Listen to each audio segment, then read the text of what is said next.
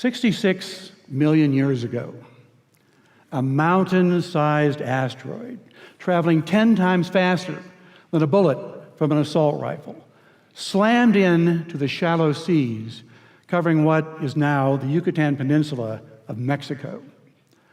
The immense energy of that impact hurled rocks as far north as Canada, and it vaporized the asteroid, part of Mexico and part of the shallow sea. Glowing hot fireball of vaporized rock and water rose far above the Earth's atmosphere and spread over the planet. As it cooled, molten drops of rock about the size of a grain of sand solidified into an immense swarm of shooting stars. The shooting stars re-entered the Earth's atmosphere and heated the upper atmosphere to 1,000 degrees Fahrenheit. Standing at the ground, the dinosaurs saw the blue sky become a sheet of red-hot lava. The scientific artist, David Hardy, imagines the fate of the dinosaurs in this painting. They broiled to death under the glowing skies. The energy in the sky is like that in the glow bar in an electric oven. If you're dying to experience what the dinosaurs did when they died, turn your oven on broil and hop in. The glowing sky started everything on fire. Great clouds of smoke rose into the upper atmosphere and blocked the sun so that no sunlight reached the ground. It became cold and dark.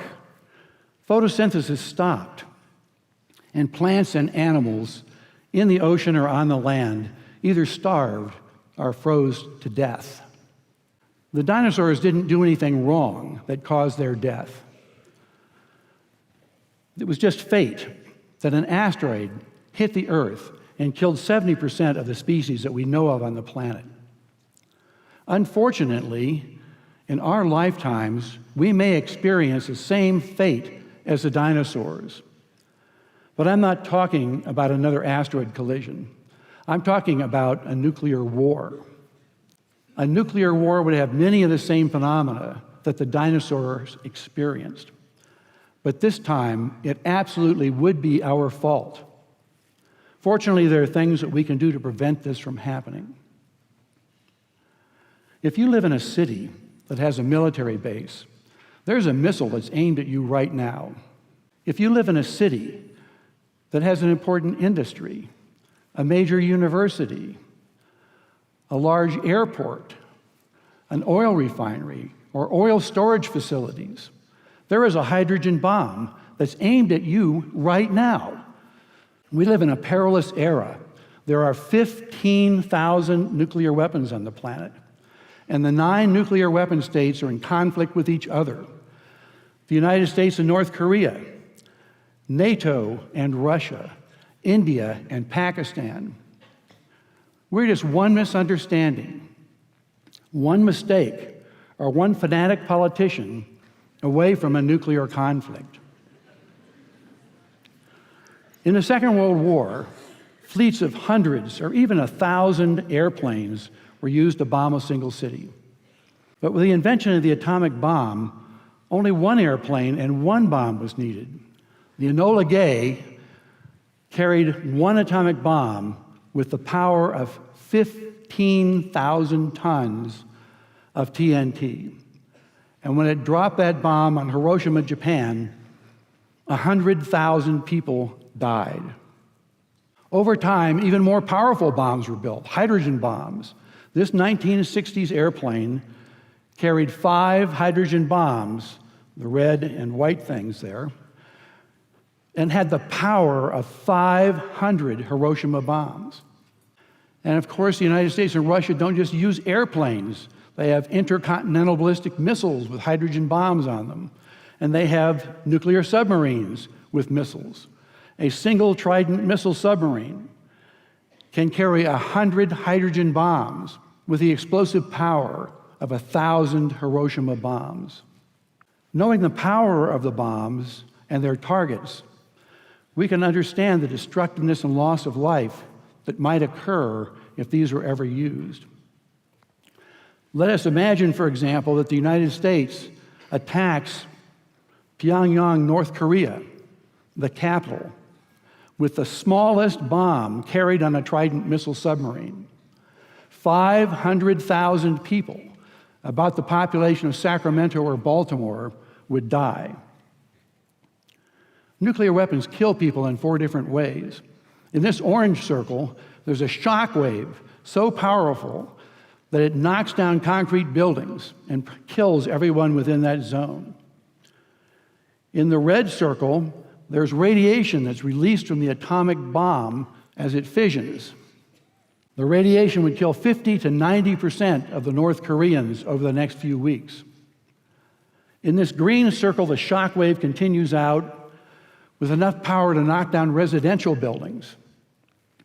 And in this yellow circle, 6 miles in diameter, there's a blast of light so bright that if your skin was exposed, you'd get third-degree burns, which can be fatal. And flammable things like leaves, newspapers, and your clothes would burst into flames. And of course, if we attack North Korea, they're likely to attack us back. If they use the same sized weapon that we used, and they've already tested one like this, they could kill 150,000 people in this 6-mile diameter circle in Denver. And these terrifying scenarios I'm talking about are just if each side uses one nuclear weapon.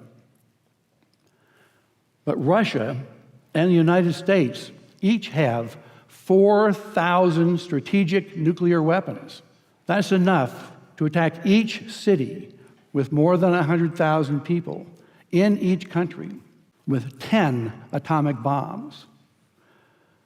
In a war like that, 400 million people would probably die on the planet, in China, in Russia, in Europe, and in the United States. But wait, that's not all.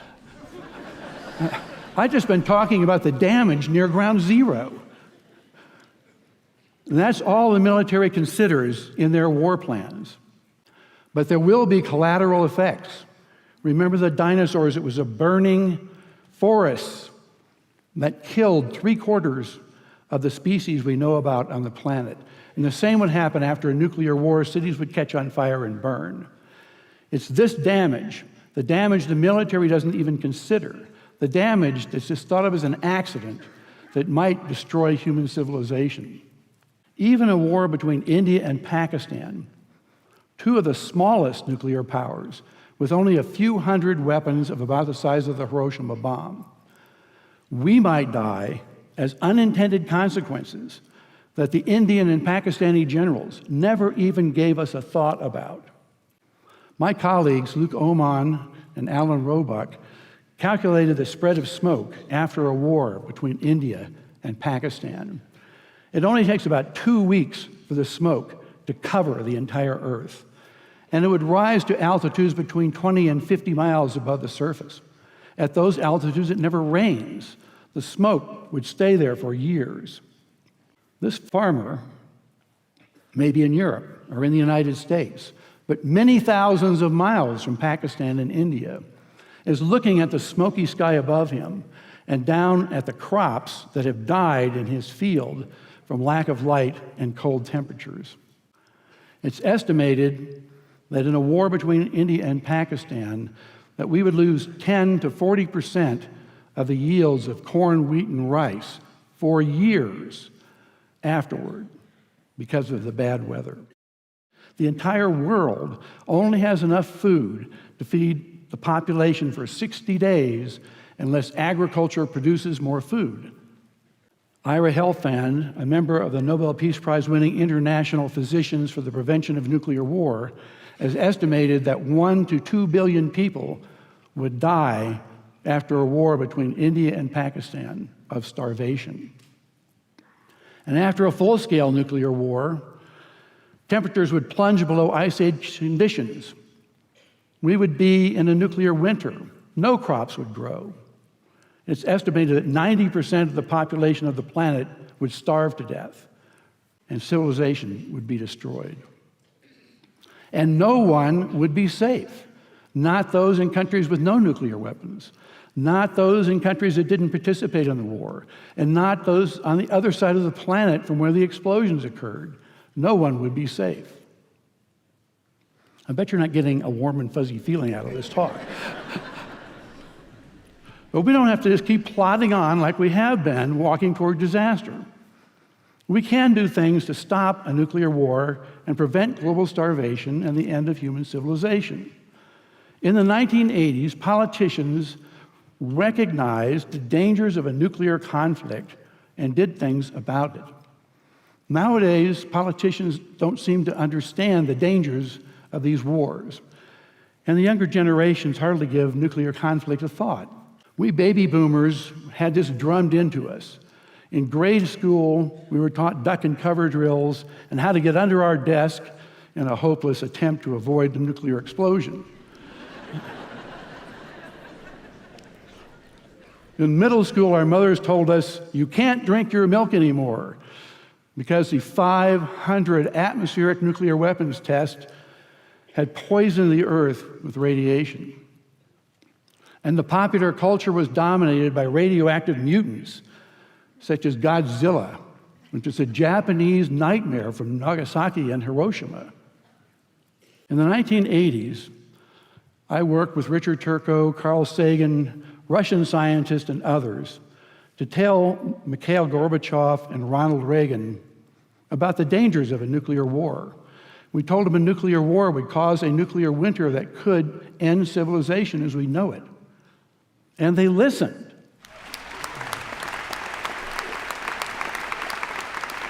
Ronald Reagan said, a great many reputable scientists are telling us that such a war could just end up in no victory for anyone because we would wipe out the earth as we know it.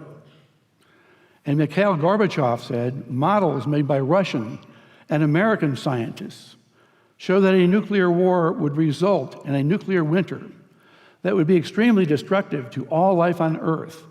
The knowledge of that was a great stimulus to us, to people of honor and morality, to act in that situation. In September of 2017, the United Nations passed a resolution banning nuclear weapons, like landmines. Chemical and biological weapons have been banned. Unfortunately, the nuclear weapons states want to ignore that ban and just plod on like they have been. And it's up to us to wake them up before they sleepwalk into a nuclear disaster. What can you do about this? Talk to your political representatives.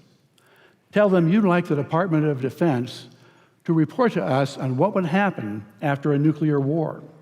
They did this in the 1980s.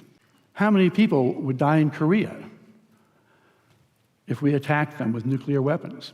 How many people will die in Russia, China, South Korea, and Japan, the countries that surround North Korea?